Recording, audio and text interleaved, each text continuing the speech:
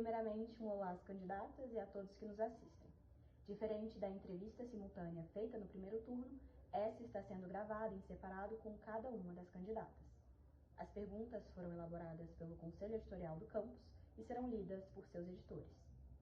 Nessa primeira rodada, cada candidata terá 3 minutos para se apresentar. Bom dia, Luísa. É um prazer estar aqui com vocês do campus. Cumprimento a todos os ouvintes, aqueles que nos acompanham, que nos leem. Dizer que é um momento de muita alegria estar aqui com vocês, até porque este momento da escolha da nova gestão para a universidade é um momento extremamente rico, porque diz respeito ao futuro da UNB para os próximos 4 anos. E é com esse espírito que eu quero me apresentar àqueles que ainda não me conhecem, mas reforçar também para aqueles que me conhecem. Eu sou professora, né, do campus UNB Planaltina, me orgulha muito ser professora de um dos nossos campi, porque representa um projeto de expansão das nossas universidades, na expectativa de que mais e mais pessoas possam acessá-la. Antes de ser professora da Universidade de Brasília, eu fui professora da Secretaria de Educação por 30 anos, e também em Planaltina, quer dizer, na periferia, na escola pública, e sei o significado da presença da universidade, do campus universitário, nas comunidades mais periféricas, porque a universidade é a grande possibilidade de transformação da vida da maioria das pessoas. E quero dizer que, na minha trajetória, né, como professora, como militante da educação, como militante feminista, eu sempre tracei um caminho da luta. O caminho da luta pela educação pública, o caminho da luta por igualdade, o caminho da luta por democracia em nosso país. Se você olhar nos marcadores históricos, em todos eles a professora Olga Mir está presente. Começo ali no movimento estudantil, atravesso o movimento de mulheres com a criação da União Brasileira de Mulheres, me torno a primeira secretária de Estado da Mulher no governo do Distrito Federal, onde implementei políticas extremamente importantes para as mulheres, políticas que até hoje permanecem, passados mais de 10 anos, mas também sou essa professora do campus UNB Planaltina, que, quando adentra o processo da educação, entende que não existem áreas de conhecimento e restrita para uns, diferente de outros, porque sou professora de matemática e passei a vida toda brigando para dizer que todo mundo pode aprender matemática, que todo mundo pode adentrar em qualquer área, seja homem ou mulher, seja da periferia ou seja do centro. Tá? Então, essa é a professora, a pessoa 30 segundos. que entende da luta e que compreende que a universidade é um espaço para garantia da formação com excelência, da formação acadêmica, mas sempre tendo a inclusão como uma perspectiva fundamental. E no decanato de extensão, eu não fiz diferente, atuei com a mesma lógica de trabalhar para que a universidade se tornasse mais inclusiva e de excelência. Então, bom dia, obrigada pelo convite. Mais uma vez, quero cumprimentar o Jornal Campus por essa cobertura do processo de consulta para a reitoria. Tem sido muito importante a participação de vocês, né? Sou professora Rosana, sou do Instituto de Letras, componho, junto com o professor Márcio Muniz, da Faculdade de Tecnologia, a Chapa 93, Imagine o UNB, Participar e Transformar, que é um convite à comunidade da Universidade de Brasília para repensar as nossas estruturas, repensar a nossa política interna na universidade e, sobretudo, com grande participação da comunidade, mais de 100 pessoas envolvidas na elaboração do programa e com uma participação crescente da comunidade, né? Estamos muito contentes com o resultado do primeiro turno da consulta, né, em que a comunidade expressou, por meio dos votos, 42% de preferência pela nossa chapa, então quero agradecer isso também. A gente traz um programa que preza pela gestão democrática e participativa e também pela justiça socioambiental e que coloca a valorização das pessoas, o compromisso ético com a equidade, né, a permanência dos estudantes, a qualidade do nosso ensino, pesquisa, extensão, inovação, incluindo a infraestrutura de ensino e pesquisa, como prioridades dessa próxima gestão. Temos feito um esforço grande para discutir o programa da chapa, né? Nessa semana republicamos todos os posts no Instagram, com as propostas individualizadas por segmento, estudantes, técnicos e técnicas, docentes, mas também por temas, né? Vários temas específicos que têm as ações detalhadas no nosso Instagram, que eu convido todos a acessarem, @ImagineUNB. E então, a partir desse programa, a gente vem se consolidando como uma candidatura construída pela base, né, com muito apoio do corpo docente, dos técnicos e técnicas e também dos estudantes, que isso se refletiu nas urnas 30 do segundos. Então, a gente espera agora consolidar essa proposta, estamos tentando ampliar a base, né, buscar novos contatos, novas unidades, e a partir daí, então, consolidar essa votação no segundo turno, que já é semana que vem, né? Deixo até um convite de antemão para a gente comparecer novamente às urnas. Agora, a candidata responderá às perguntas elaboradas pelo Conselho Editorial do campus. A primeira pergunta é da editora Alice Bastos. Como principal figura da universidade, é importante que a reitora zele pelo patrimônio da UNB. O período de campanha foi curto, mas isso não significa que não houve uma exposição das candidaturas. Isso acabou gerando muito material físico que, ao fim da campanha eleitoral, ficará sem utilidade. Como as candidatas pretendem retirar esse material dos 4 campi da UNB? Já existe uma estratégia para a remoção e destinação desses materiais? Bom, a gente tem uma equipe de apoiadores da chapa, né, que tem feito a fixação dos cartazes e a distribuição de panfletos, né, e outros materiais de campanha, as faixas, né. Esse foi um tema que a gente discutiu bastante, ainda na fase preparatória da campanha, porque a gente preza muito, o nosso programa, inclusive, tem toda uma linha, né, de um eixo temático sobre sustentabilidade e compromisso com a justiça socioambiental. Então, a gente decidiu pelo material impresso, porque hoje a gente tem já a universidade funcionando integralmente na sua forma presencial, e a gente sabe que muito da comunicação da campanha passa por esses materiais, pelas pessoas que estão circulando nos campi, né? Mas a gente tem sim uma estratégia de retirada desse material, que em primeiro lugar passa, né, pelo trabalho da própria equipe de apoiadores. Inclusive, quero deixar aqui uma crítica, né, porque a gente tinha o material afixado no primeiro turno, e logo que saiu o resultado da consulta em primeiro turno, todos os cartazes de vários murais foram retirados. Isso produz um lixo que a gente não sabe para onde se destinou, porque a gente não tem ideia, né, de quem orientou essa retirada dos cartazes, e gera um custo extra de campanha, né? Ou seja, a gente teve que fazer novos cartazes, novos materiais para esse segundo turno. Então, acumulando ainda mais material a ser descartado, né? Então, uma vez retirados esses materiais, nós mesmos, em reunião com a COC, no início a COC é a comissão organizadora da consulta, né?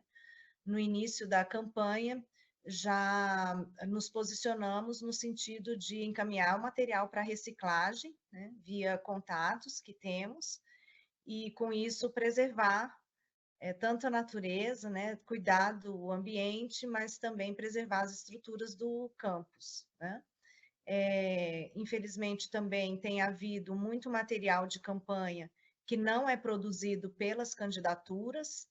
A gente tem tomado conhecimento de material que, inclusive, desqualifica as pessoas, né, da nossa chapa, o que é muito ruim, porque aí a gente entra num outro campo, que é o campo da desinformação, que tem sido também muito utilizado pelos concorrentes, né, para atacar de forma frontal a candidatura. Então, é muito ruim que isso esteja acontecendo, né, e que a gente precise também lidar com esse material afixado pelo campus, né?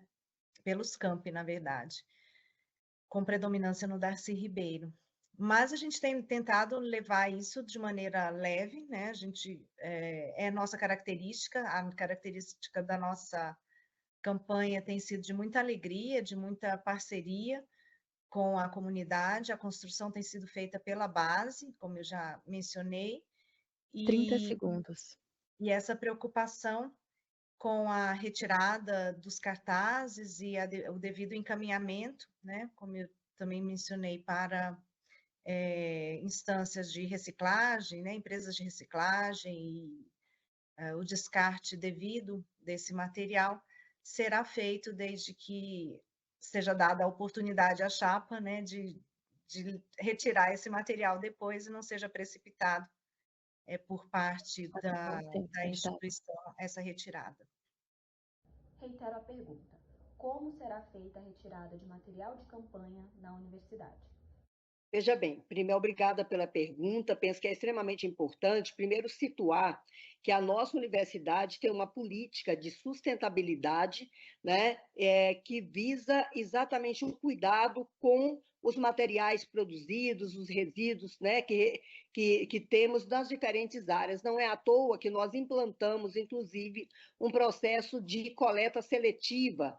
E esse material que é recolhido por meio de editais, porque nós trabalhamos sempre com a transparência dos processos, esse material é aportado para as associações de coletadores, né, de resíduos, para ajudar na sua sobrevivência. Então, o nosso trabalho, ao final, é a recolha cuidadosa de todo o material, fazendo, como a boa parte é material orgânico, mas fazendo a separação desse material com vistas à questão da sustentabilidade, para que, na recolha, eles possam ser utilizados para essas associações que estão cadastradas e que têm participado desse processo. Não é à toa que a Universidade de Brasília, no último período, né, com a implementação dessa política de sustentabilidade, ela tem reduzido o uso de materiais como copos descartáveis, reduzido o uso de papel. Certamente que agora na campanha, considerando que foi uma campanha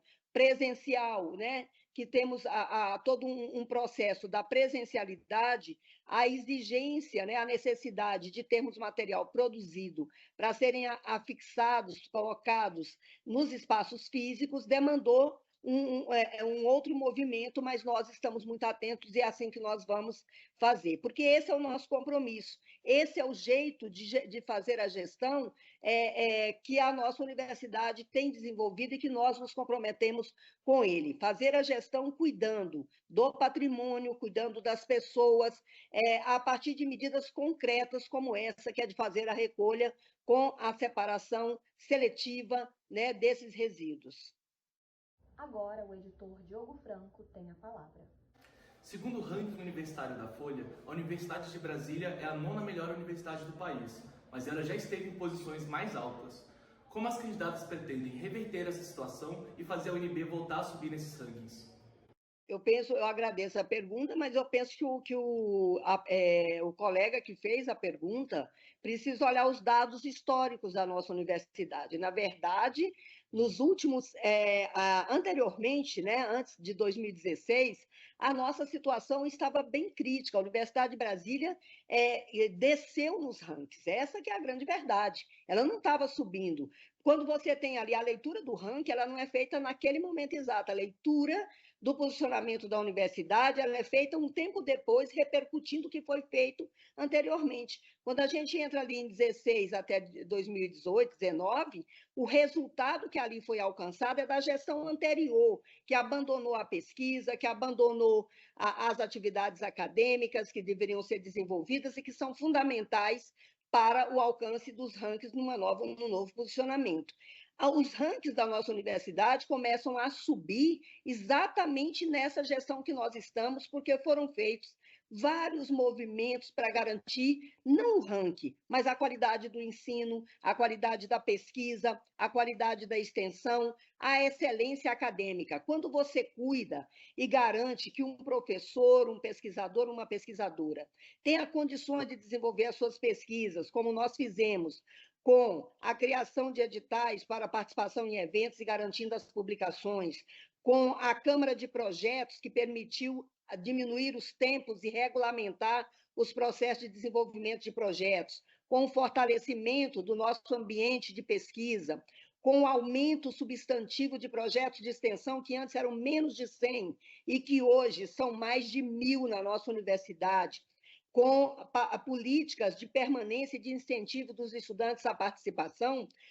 Quando você age dessa maneira, você fortalece as 3 dimensões fundamentais da formação na universidade, que são ensino, pesquisa e extensão. Ao fazer isso, consequentemente, você tem a subida nos rankings. E o que nós testemunhamos nos últimos anos, ano após ano, é o resgate do posicionamento da Universidade de Brasília como uma universidade destacada, de excelência. Ela vem crescendo pelos investimentos feitos nos últimos anos. E as consequências começam a aparecer com o ranking. O ranking, para nós, não é um objetivo a ser alcançado. O que nós objetivamos é a excelência acadêmica com inclusão, que tem se revelado extremamente positiva, com impacto, inclusive, nos rankings internacionais e nacionais. Então, é importante que as pessoas acompanhem, saibam fazer a leitura do que é que representa aquele dado. O número em si não diz muito, o número expressa toda uma política que foi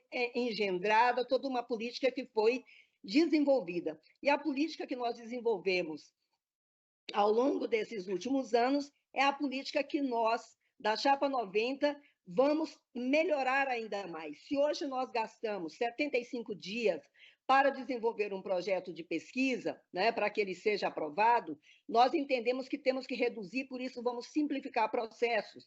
Nós vamos garantir, por exemplo, que os professores da pós-graduação tenham toda uma assessoria por parte de uma secretaria de pós-graduação melhor estruturada para ajudar no preenchimento da plataforma Sucupira, só para concluir. E vamos intensificar cada vez mais a possibilidade de participação em eventos, de publicações, mas tanto para professores, servidores técnicos que atuem na pós-graduação, mas também para os estudantes. É isso que traz a excelência, é isso que leva aos rankings, ao aumento dos rankings, que é uma realidade de hoje.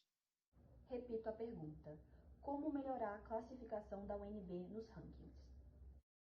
A questão dos rankings, ela é sempre controversa, porque os rankings, cada ranking, né, segue um conjunto de indicadores específicos e a comparação, muitas vezes, entre os rankings, né, precisa ser relativizada.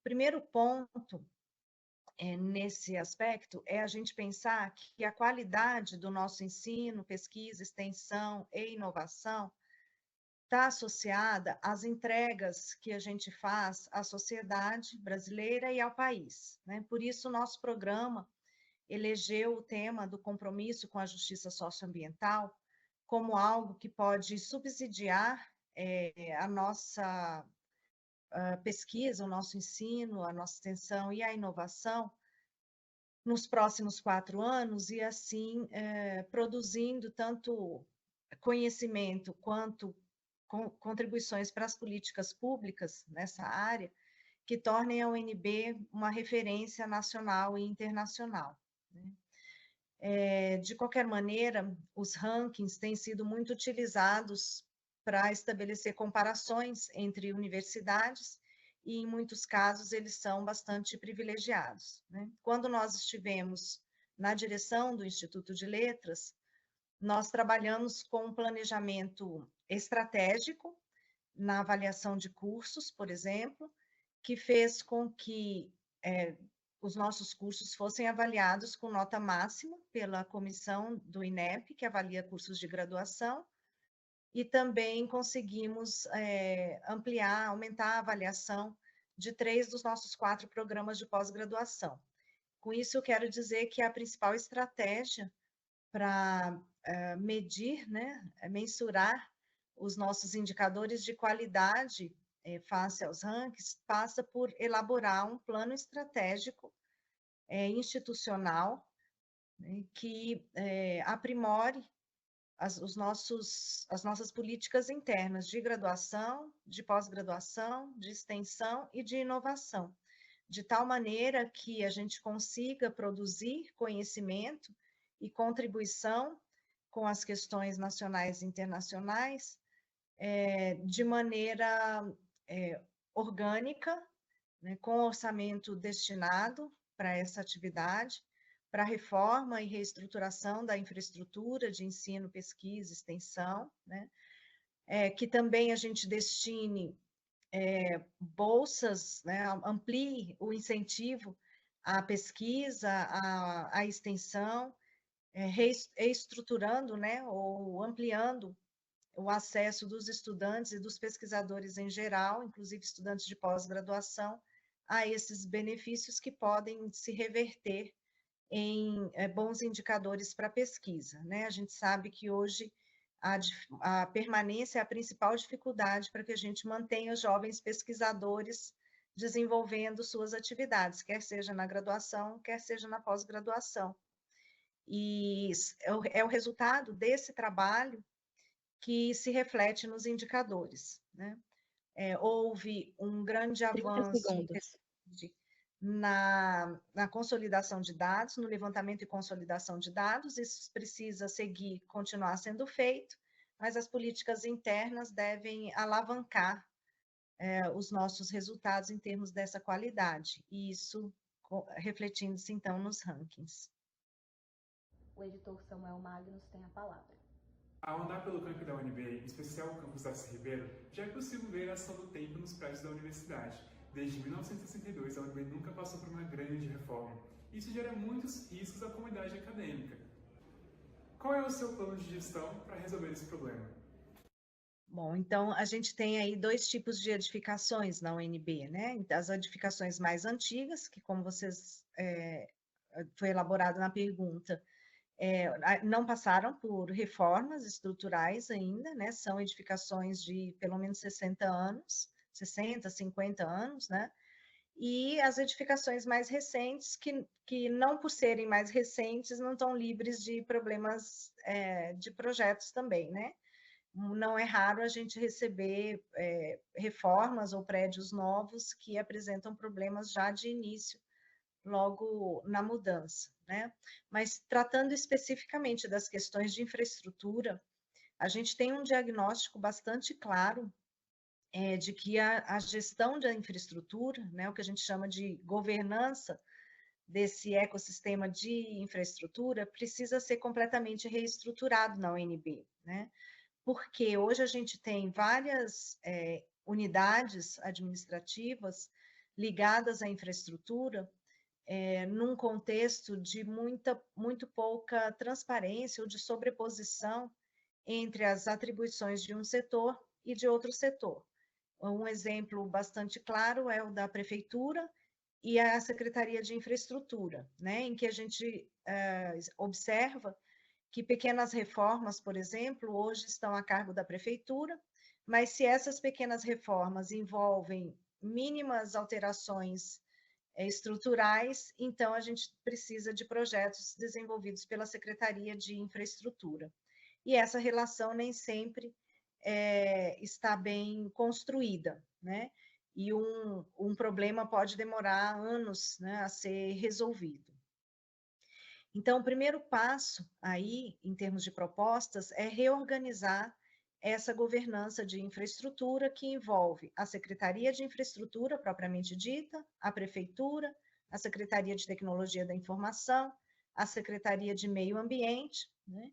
E o Centro de Planejamento Oscar Niemeyer, ou seja, definir atribuições específicas que permitam a gente ter um fluxo de reformas e obras que seja condizente com a grande necessidade que a gente tem hoje de reformas imediatas, urgentes e emergentes, né? A Casa do Estudante Universitário também entraria aí nesse rol de urgências e emergências que a gente precisa atender com grande celeridade, tanto a casa de graduação como a de pós-graduação. Uma outra questão associada à infraestrutura é o plano de manutenção dessas edificações, né? Hoje a gente teve um plano diretor aprovado, existia um projeto de plano de manutenção para as edificações antigas, dividindo as edificações por décadas, né? Aquelas que foram construídas na década de 60, depois na de 70, 80, e colocar em prática esse plano de manutenção também precisa ser uma das prioridades, porque a gente já não pode mais conviver, né, com fatores estruturais que têm prejudicado muito, inclusive a salubridade dos ambientes de trabalho na Universidade de Brasília.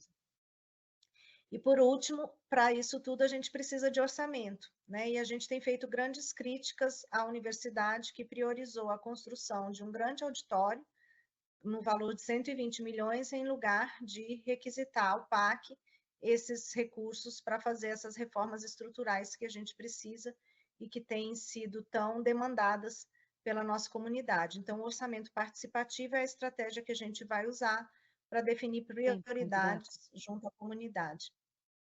Repetindo a pergunta, como resolver os problemas estruturais nos prédios da universidade? Quero agradecer ao Samuel pela pergunta, essa pergunta é extremamente pertinente e quero destacar o seguinte. Primeiro, importante localizar que nossa universidade, né, ao longo do tempo, como ele mesmo disse, nunca passou por processo de reformas estruturantes. Segundo, é importante também dizer que nesse último período, nos últimos 8 anos, que foram anos de corte de recursos orçamentários, de ataques à universidade, 2 anos de pandemia da Covid-19, foi exatamente nesse contexto extremamente adverso que a universidade passa a ter, por parte da gestão superior, um olhar cuidadoso sobre a sua estrutura. Mas certamente que num ambiente de tanta escassez de recursos, não é possível você dar respostas a tudo. Mas muito já foi feito em termos de reforma de alguns espaços, a adequação da acessibilidade arquitetônica, que já tem sido encaminhada, a atualização de espaços para que a gente possa acolher mais e mais pessoas.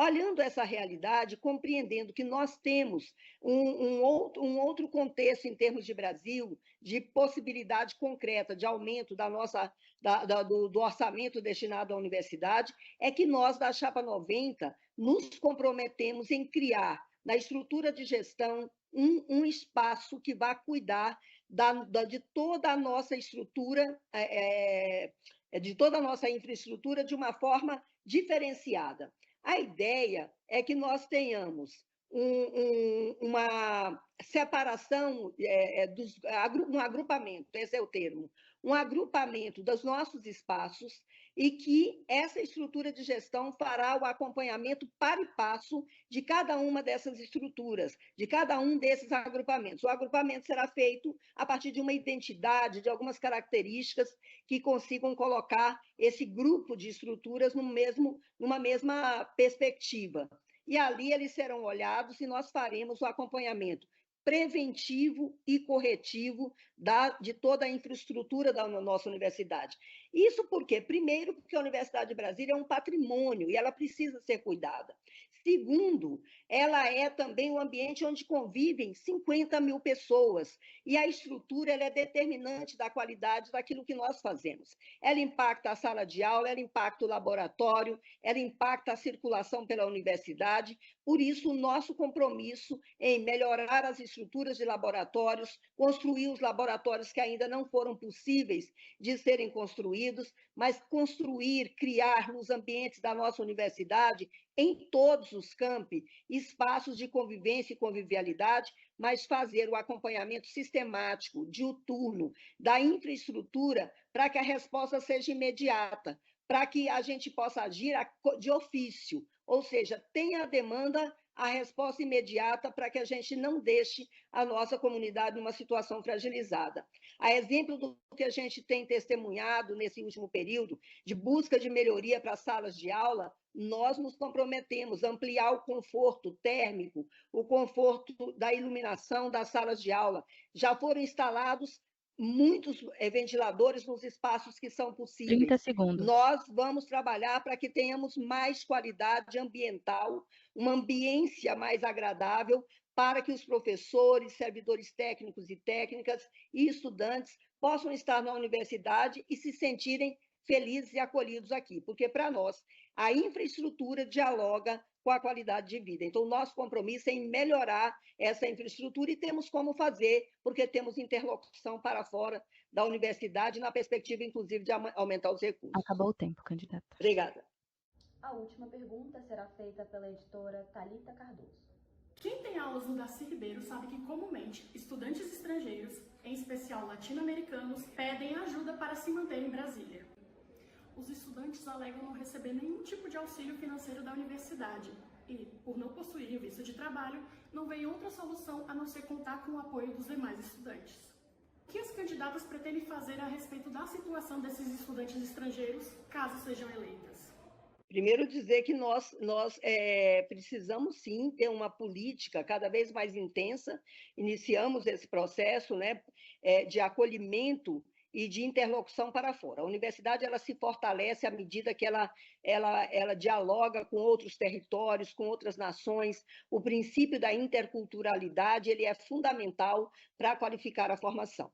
Esse é um primeiro elemento. O segundo é que existe uma política federal, tá certo? De acolhimento e de garantia de vinda desses estudantes para a nossa universidade, assim como para outras universidades brasileiras, por meio do programa, né, conhecido como PEC-G, e nós nos comprometemos, né, de ampliar cada vez mais, e, na verdade, já ampliamos. Todos esses estudantes hoje já estão em situação de vulnerabilidade na graduação ou na pós-graduação, sendo estudantes brasileiros ou não brasileiros, todos eles já são acolhidos no restaurante universitário com 100% de cobertura do valor do restaurante universitário. Então, eles já têm esse tipo de acolhimento. O nosso compromisso é de ampliar os processos de acolhimento, inclusive para antes da chegada desse estudante aqui, como faremos com os estudantes indígenas e estamos já fazendo com os estudantes quilombolas, que no momento que tenha a aprovação da sua inclusão como aluno da Universidade de Brasília, construirmos uma relação que antecede a sua chegada aqui. Esse é o nosso compromisso. Nós temos discutido muito isso, que o acolhimento que hoje é feito, quando o estudante chega, não é suficiente, porque ele está vindo para uma realidade muito diferente daquela onde ele vive. Tá certo? Então, nós vamos começar o acolhimento a partir do momento que tem o nome marcado nas nossas listas como um estudante da Universidade de Brasília. De que forma? Orientando sobre quais são as políticas que ele pode ter acesso, porque são várias. Muitas vezes eles não acessam porque desconhecem. Estabelecendo pontos de referência, pessoas, setores, com as quais eles devem dialogar assim que cheguem ao Brasil, ou no caso dos estudantes indígenas, assim que chegam ao Distrito Federal, ou estudante quilombola, a mesma coisa. Para que ele saiba onde ele poderá ficar hospedado, em moradia, quais são as políticas que a universidade oferece para contemplá-lo e garantir que ele possa permanecer aqui com excelência. O nosso compromisso é esse, o compromisso da Chapa 90, é de acolher a todos e todas e ampliar o que já foi feito, garantindo que todos esses estudantes possam estar aqui em condições de permanência, né? Garantir que não só que ele acesse um restaurante universitário, mas que ele possa, se ele mora fora, usar ou estuda fora do Darcy, possa usar o Intercamp, que ele possa ter acesso às bolsas, complementar a bolsa de permanência, assim como nós fizemos a bolsa para o acesso tecnológico. Não sei se vocês sabem, inúmeros estudantes da Universidade de Brasília receberam valores, né, da política assistiva da ordem de R$ 1.500, 3 bolsas de R$ 1.500 para poderem ter acesso a equipamentos que permitam a eles atuarem na nossa universidade. E isso é possível e é isso que já é feito em grande medida, mas a nossa proposição é de ampliarmos a assistência para todos os estudantes da nossa universidade, independente se ele vem de um outro país, se vem de uma outra região, nós queremos garantir a permanência com qualidade e isso implica políticas que permitam a essas pessoas permanecerem na universidade. Candidatas, repito a pergunta. Como sua gestão pretende lidar com a situação de estudantes estrangeiros com dificuldades para se manter na universidade? Essa é uma pergunta muito boa, porque a gente convive há muito tempo com esse problema, né?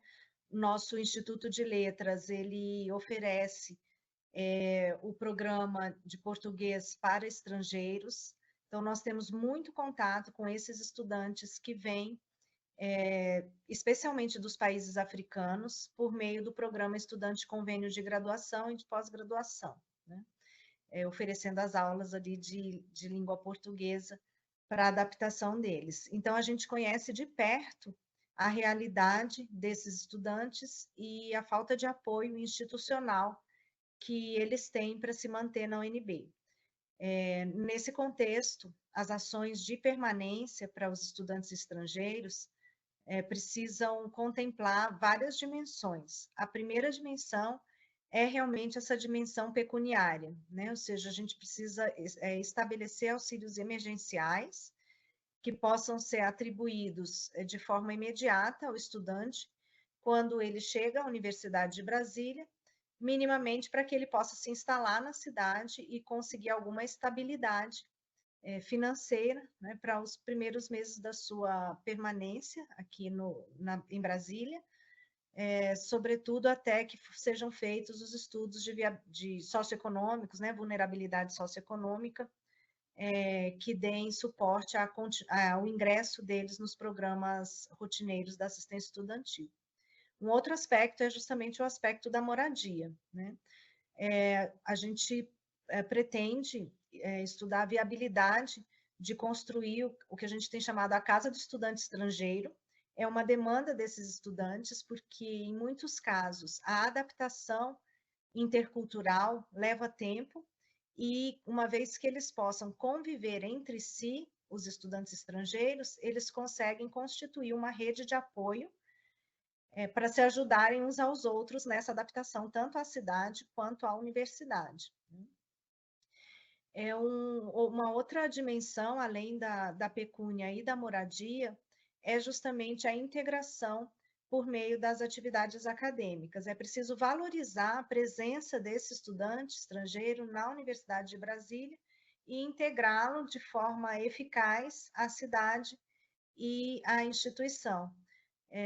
Durante a nossa campanha, a gente teve a oportunidade de conhecer um projeto de extensão desenvolvido por estudantes da Faculdade de Direito e coordenado pela professora Érica, também da Faculdade de Direito, que tem essa finalidade. Então, há várias iniciativas, ou pelo menos algumas iniciativas isoladas na universidade, mas a institucionalização dessas iniciativas por meio da gestão superior é importante para que a gente consiga estabelecer uma política de atendimento ao estudante estrangeiro. Então, isso amplia a rede de apoio dos estudantes para além, né, do próprio círculo de estudantes estrangeiros, contemplando a relação deles com os estudantes brasileiros.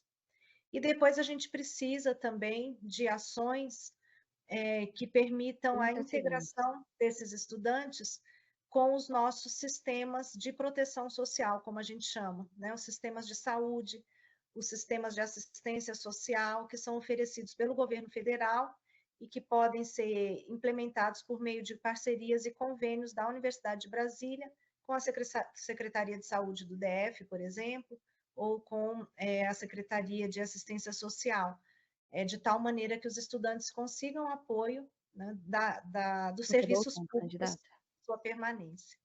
Vamos agora abrir para as considerações finais. Cada candidata terá 3 minutos para defender suas ideias. Bom, quero mais uma vez agradecer por essa entrevista, por toda a cobertura do Jornal Campus no processo de consulta. Quero convidar a comunidade da Universidade de Brasília a participar da votação em segundo turno, nos dias 3 e 4 de setembro, já é semana que vem. O tempo do segundo turno é bastante curto, a gente sabe que há uma sobrecarga de fim de semestre, mas a participação de todos é muito importante para a gente validar esse processo, né? Quero destacar que o nosso programa foi todo republicado no nosso Instagram e convidar, então, todos a acessarem, @ImagineUNB. Dizer que a gente vai desenvolver mecanismos de participação regulares e constantes, que também serão divulgados na nossa página nessa semana, para que a comunidade exercite o seu direito democrático de participar da elaboração das nossas políticas internas. Dizer também que o compromisso da Universidade de Brasília é com a qualidade do seu ensino, pesquisa, extensão e inovação, reiterando o seu papel de referência nacional e internacional, como já queriam os nossos fundadores, Darcy Ribeiro e Anísio Teixeira, e que a gente traz esse lema, imagine o NB, né, como um convite a toda a comunidade para participar não só desse processo, mas da gestão da universidade a partir de novembro, né? Se tudo der certo e a gente realmente for confirmado, se formos confirmados pela comunidade como a escolha, né, para a gestão no próximo quadriênio. Então, aqui eu encerro citando um dos nossos fundadores também, o professor Agostinho da Silva, que foi professor, inclusive, do Instituto de Letras, na época da fundação da UNB, e que dizia que imaginar antecede a própria produção do conhecimento, né? Quem não imagina não consegue desenvolver pesquisa, né? Fazer um bom ensino e etc. Então, a gente está oferecendo toda a nossa experiência acadêmica e de gestão universitária, né? Tenho já 22 anos na gestão universitária, em vários setores, colocando a nossa experiência à disposição da universidade. 30 segundos. Implementar esse programa que traz linhas muito claras, linhas de proposição política, né? Muito clara, e que a comunidade já referendou em primeiro turno. Então, fica aqui o convite para conhecerem a nossa página, @ImagineUNB, e para votarem novamente nos dias 3 e 4, na chapa 93. Agradeço de novo, Luísa, por essa conversa, esse diálogo, e parabéns ao campus.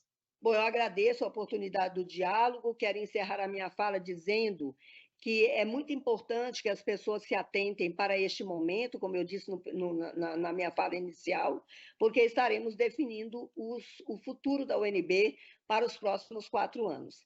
E nós estamos falando, neste momento, da disputa de 2 projetos na universidade, um projeto que representa a universidade pública, gratuita, inclusiva, de excelência, e que não quer a volta ao passado, e, de um outro lado, um projeto comprometido com práticas de gestão que colocaram essa universidade em risco, que colocaram servidores técnicos e servidores docentes numa situação de fragilidade diante de órgãos de controle, que nunca receberam o movimento estudantil, e quando receberam, foi para fortalecer a Aliança pela Liberdade, um projeto que representa o descaso com a nossa comunidade, especialmente com estudantes, com servidores técnicos, uma universidade, um projeto de gestão que fez com que os programas de pós-graduação, que não tinham uma pontuação mais elevada, ficassem relegados a um segundo plano. A opção que está dada é de termos um projeto que continue avançando. Não à toa, hoje, nós temos mais de 55% dos programas de pós-graduação da UNB com as notas 5, 6 e 7. Isso é uma realidade de hoje. Isso é a realidade de um investimento que foi feito. Não era assim no passado. No passado, os programas, notas 3 e 4, eram relegados a segundo plano.